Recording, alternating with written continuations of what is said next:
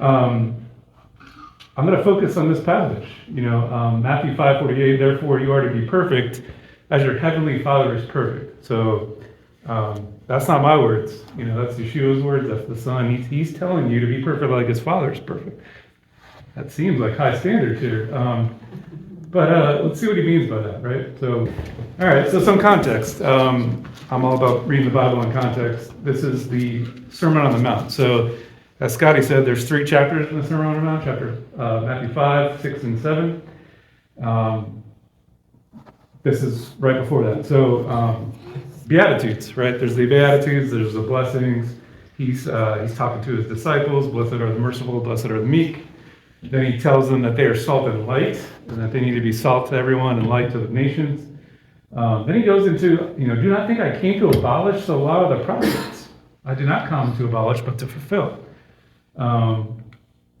Then, continuing, he says, you have heard the ancients were told, and then he goes over the different laws: murder, adultery, false vows, eye for an eye. And then he gets to this part. This is how he ends chapter 5. It says, for if you love those who love you, what reward do you have? Do not even the tax collectors do the same? If you greet only your brothers, what more are you doing than others? Do not even the Gentiles do the same? Therefore, you are to be perfect as your heavenly Father is perfect. So I love that part. He says, the world loves those who love them. Tax collectors do the same. If you greet only, don't even the Gentiles do the same. Scotty mentioned it. We are Israel now, right? We are grafted into that covenant. You don't want to do what the Gentiles are doing. They do that. He's equating being perfect for loving others who don't love you. That's pretty awesome. Okay, so if you know me personally, I love word studies. That word perfect is teleos. Strong's 5046 means perfect, complete, mature, fully grown. Okay, so now, if you see the top right there, it's occurred 19 times in the New Testament, to be perfect. I'm going to go over a few of those, and wouldn't it be amazing if the Bible describes how to be perfect? If you just take that one-liner, you can have a million different definitions, but the Bible describes how to be perfect. Matthew 19:21, Yeshua said to him, if you wish to be complete or perfect, go and sell your possessions and give to the poor. You have treasures in heaven, and come follow me. So, First instance, if you have a selfish heart, he's telling you in order to become perfect like his Father is, you got to sell your possessions and give to the poor. Romans 12:1, therefore I urge you, brethren, by the mercy of God, to present your bodies a living and holy sacrifice, acceptable to God, which is your spiritual service of worship. And do not be conformed to this world, but be transformed by the renewing of your mind, so that you may prove what the will of God is, that which is good and acceptable and perfect. A common bond that we have here at Olive Tree Fellowship and myself is that we see the priesthood. I see the priesthood, I'm going to talk about a lot of it, of the internal priesthood, the Melchizedek order. This is just one example of that. So we are to present our bodies as a living and holy sacrifice, acceptable to God, spiritual service of worship. Obedience is a priestly task. Do not be conformed to this world. Renew your mind, right? We don't have those old thoughts, right? If you're doing all these things, you are on the road of perfection. You're on the road like the Father. Hebrews 5 says, for everyone who partakes only of milk is not accustomed to the word of righteousness, for he is an infant. But solid food is for the mature, who because of practice have their senses trained to discern good and evil. Scotty gave me a plug about my YouTube channel, Bromology. Basically, that Broma means food. So it's the food of, it's going from milk to meat. So Broma is that meat. It's the solid food. Partakers of milk, it's what it's saying here. For everyone who takes of milk is not accustomed to the word of righteousness. You are a baby. You need to mature. And solid food is for the mature. And what does it say? It says you can discern good and evil. You can discern good and evil when you're mature. I'd say that's pretty important. Little side tangent here.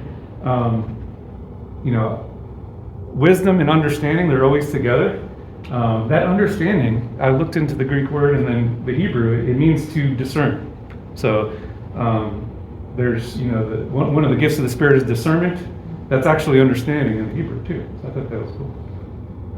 Continuing on teleos and how to be perfect like your heavenly Father is perfect. It says, we have come to know that we have believed the love which God has for us. God is love, and the one who abides in love abides in God, and Yah abides in him. But this love is perfected with us, so that we may have confidence in the day of judgment. Because as he is, so also are we in this world. There is no fear in love, but perfect love casts out fear. So complete love, perfected love, has no fear. You have such faith when we're bowing down, every knee will bow. We have that judgment day. We have all the confidence in the world because we have that perfect completed love that casts out fear. Because fear involves punishment, and the one who fears is not perfected in love. If you're fearing, you are not walking this race. You're not perfect as the Heavenly Father is perfect. We love because he first loved us. If someone said, I love God and hates his brother, he is a liar. For the one who does not love his brother, whom he has seen, cannot love God whom he has not seen. Again, I just want to highlight teleos. In order to be on that road of completion, to be like your Heavenly Father, you got to cast out that fear. James 1:2. Consider it all joy, my brethren, when you encounter various trials, knowing that the testing of your faith produces endurance. And let endurance have its perfect result, so that you may be perfect and complete, lacking in nothing.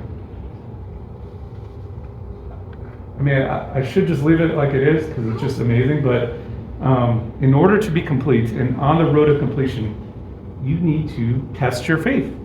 We all go through various trials, right? It's an endurance. It's working out your salvation with fear and trembling, possibly. Let that endurance have perfect results, so you may be perfect and complete, lacking in nothing. We're almost done with teleos here. So James 1:23 says, for if anyone is a hearer of the word and not a doer, he is like a man who looks at his natural face in the mirror. For once he has looked at himself and gone away, he has immediately forgotten what kind of person he was. But the one who looks intently at the perfect law, the law of liberty, and abides by it, not having become a forgetful hearer, but an effective doer, this man will be blessed in what he does.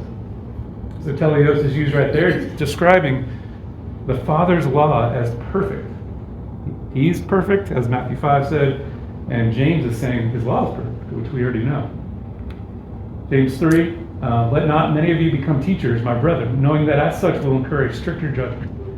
For we all stumble in many ways. If anyone does not stumble in what he says, he is a perfect man, able to bridle the whole body as well. And it goes on about the tongue. It directs your path. It's like the ships as they go. They're great, driven by strong winds, but they have a very small rudder. So also the tongue is a small part of the body, yet it boasts of great things. So in order to be on the road of completion and be perfect, you got to bridle your tongue. Your tongue has to be in alignment with Father and Yeshua. Okay, so now on to the Hebrew. So the Hebrew equivalent for perfection is tamim. Means complete, whole, perfect, blameless, without blemish. To be perfect as your Heavenly Father is perfect. Let's go back to the Hebrew. To be complete, to be tamim as your Heavenly Father is tamim. Some verses that talk about that. Genesis 6:9. These are the records of the generations of Noah. Noah was a righteous man, blameless in his time. Noah walked with God. You always hear before the flood, he was very righteous, right? Noah was blameless in his time. That's to me. He was perfect. He was complete during that time. Exodus 12. Your lamb shall be unblemished, male, a year old. You may take it from the sheep or from goats. There were like 40 times that word tamim was used for the actual animal sacrifice. We are to present ourselves as complete, as unblemished. When we give our spiritual sacrifices, you got to clean your inside, right? It was amazing looking at that Hebrew word, and every sacrifice you needed an unblemished male or an unblemished lamb that was complete. I thought this was cool too. Leviticus 23. This is the festival chapter. You shall also count for yourselves from the day after the Sabbath, from the day when you brought in the sheaf of the wave offering. There shall be 7 complete Sabbaths. So that's talking about YHWH. That word complete is Sabbath. It is completion and perfection.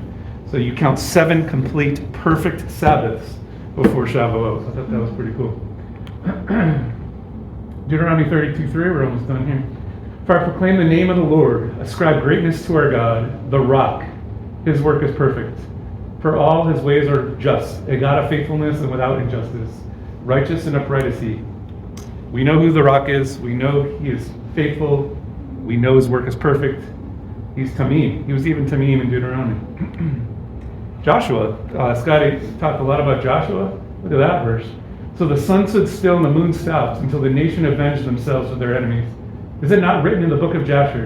And the sun stopped in the middle of the sky and did not hasten to go down for about a whole day. Even the day is complete. The day is perfect. It's Tamim. I mean, his creation is amazing. Okay, this is the last one before we get into some summaries. So completeness in the Psalms. He talked about meditating on his word day and night, of course. The Psalms are perfect too. So in Psalms 19:7, the law of the Lord is perfect. We talked about that in James. It restores the soul. The testimony of the Lord is sure, making wise the simple. Psalms 101, my eyes shall be upon the faithful of the land, that they may dwell with me. He who walks in a blameless way is the one who will minister to me. This is a priestly verse right here. You're ministering to him, and who does it? Those who walk in a blameless, completed, perfected way are the ones who do that. Psalms 119, number 1. How blessed are those whose way are blameless, who walk in the law of the Lord. He's telling you to be perfect as his heavenly Father is perfect. How do you do that? You've got to be blameless. Okay, let's do a summary. I know that was a lot. So let's do a summary on how to be perfect. So perfect equals teleos. If you remember, the first one was sell your possessions. So that was the rich man who approached Yeshua and asked him, how do I enter into heaven? And he tells him, because he read his heart. I don't necessarily believe everyone has to sell their possessions. He was looking at your heart. He was looking at your stronghold. Do you have one? Do you have something that you are not willing to give up? That's what you need to give up in order to become complete or perfect. Renewing of your mind. You can't have the same thoughts as you had as a Gentile. In order for you to be on the road to completion, on the road to perfection as your heavenly Father, you got to renew your mind. I know my mind's been 180 changed since coming into this truth. But that's, this is a tangible way to be perfect as your heavenly Father is perfect. You should be able to discern good and evil. That's pretty self-explanatory. You should be able to see the variance. And by doing so, you have that understanding to be able to discern spirits. Perfect love casts out fear. Do you hate your brother? So that verse was talking about, arguments and division and all that kind of stuff. In order to have complete love, you got to throw that away. You got to throw that away. You got to reconcile.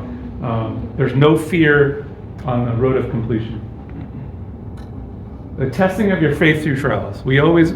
Everyone's faith is tested every day, every week, every month, right? By completing those tests, you are on the road to completion. You are doing what your Father wants. He wants steadiness going through trials.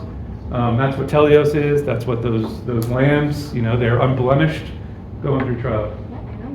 Doer of the law, doer of the word. Perfect teleos. That's pretty self-explanatory. If you're doing his law, doing his word, you're on the road to completion. And controlling your tongue. The tongue has so much power, yet it's so easy to misuse, as James says. If you can control your tongue, you are on the road to completion. And I found that interesting too, that verse is specifically for teachers too. They are held to a higher standard. Now some reminders of being complete or tamim. I tried to get the Old Testament view of being that perfect sacrifice, as the sheep. We're all sheep, right? He's the shepherd, metaphorically. We're all sheep. Who are we following? It's our job, in order to give him a sacrifice, to be complete and tamim. Noah was blameless in his time. He walked with God. Do you want to walk with God? Enoch walked with God. You can be blameless. It's not against the law to be blameless. You should strive for that. All the sacrifices that require the animal to be blameless. Again, in the priestly order, the priestly task. As priests, what do you think carrying his cross means? Picking up his cross every day? That's a priesthood task. You have every day to restart your day and become a priest in that order. He wants you to be blameless, right? He's the high priest. He can forgive sins. But it's our job to walk it out. The rock is perfect. His way is perfect. Self-explanatory. Thank Yah for the perfect lamb, the perfect sacrifice, the rock of our salvation. What he did was perfection. We know that. A couple more. The sun stopped and did not go down for a whole day. Even his days are complete. I found that also. That was pretty cool. Again, on the priesthood, he who walks in a blameless way is the one who ministers to him. Minister is a priestly term, right? That's not, that words have definitions, right? So if you're a ministering to him, he wants you to walk in a blameless way in order to do that, right? So, I always talk about like prayer. What is prayer? Prayer is a priestly task, right? We have the high priest, but he wants us to pray on behalf of others, right? Other people can pray to Yeshua, but we are supposed to also pray for them because that's a priestly task, right? All the gifts of the Spirit, laying on of hands, all that kind of stuff are priestly tasks. But he wants you to be blameless while you do that, while you minister to him, while you serve others. He wants you to be blameless. Okay, so Matthew 5 again. For if you love those who love you, what reward do you have? Do not even the tax collectors do the same? If you greet only your brothers, what more are you doing than others? Do not even the Gentiles do the same? Therefore, you are to be perfect as your heavenly Father is perfect. I hope this talk gave a little bit more context to that at the end. So.